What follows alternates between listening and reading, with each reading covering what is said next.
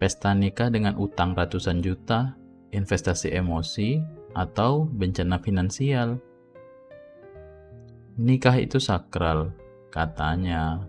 Tapi, kenapa sakral harus identik dengan mahal? Kenapa banyak orang rela utang ratusan juta hanya demi pesta semalam? Apakah ini bentuk cinta? Atau jebakan sistemik yang disamarkan dengan dekorasi dan make up? Selamat datang di Logika Jalanan. Di sini kita bahas pakai akal, bukan gengsi. Fenomena nikah berutang. Setiap tahun, ribuan pasangan di Indonesia menggelar pesta pernikahan dengan biaya yang luar biasa tinggi. Gedung, catering, dekor, mua, dokumentasi, hiburan, biayanya bisa tembus 200 juta bahkan lebih. Dan gak sedikit dari mereka yang pinjam uang, pakai kartu kredit, bahkan ambil kredit tanpa agunan. Alasannya, yang pertama itu malu kalau nggak mewah. Yang kedua, nurut-nurut aja sama orang tua. Yang ketiga, biar dianggap berhasil. Dan yang terakhir, katanya nikah cuma sekali seumur hidup. Tapi abis nikah, realita menampar. Utang numpuk, cicilan masuk, kehidupan rumah tangga baru dimulai dengan tekanan yang gila. Asal-usul pola pikir ini. Kenapa banyak orang terjebak pola pikir pesta sama dengan wajib? Pertama, social proof. Orang-orang di sekitar kita nikahnya mewah. Kita ngerasa harus ngikut. Kedua, tekanan keluarga. Orang tua kadang lebih mikirin gengsi tetangga daripada kondisi keuangan anaknya. Ketiga, bias budaya. Acara pernikahan dilihat sebagai acara keluarga, bukan pasangan. Keempat, fear of missing out atau FOMO.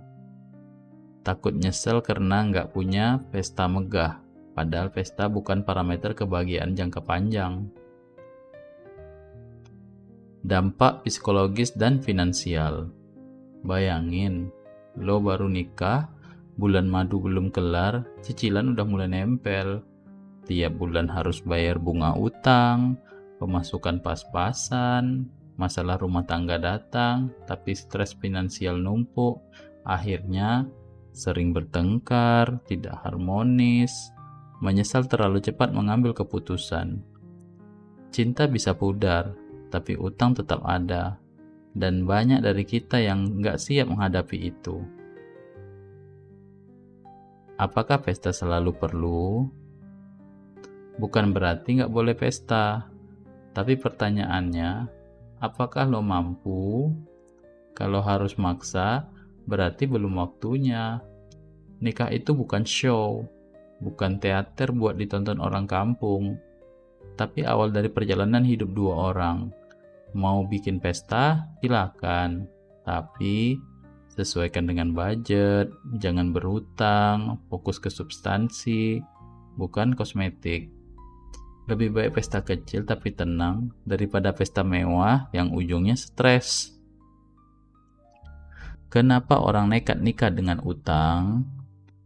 Ada beberapa alasan kenapa orang tetap gelar pesta mewah walau harus ngutang. Yang pertama, gengsi. Masa nikahan gua kalah sama teman SMA? Yang kedua, tekanan keluarga. Nanti malu kalau nggak manggil WO. Yang ketiga, pamer di sosmed. Demi foto, video yang estetik. Yang keempat, tradisi. Adat yang dipaksakan meski tak mampu. Pertanyaannya, nikah itu buat siapa? Lo mau bahagia bareng pasangan atau buat memuaskan tamu selama 3 jam? Banyak yang bilang, rezeki akan datang kalau kita niat baik. Niat baik iya, tapi utang tanpa hitung resiko itu nekat. Karena rezeki nggak turun tiba-tiba, tapi perlu usaha dan waktu.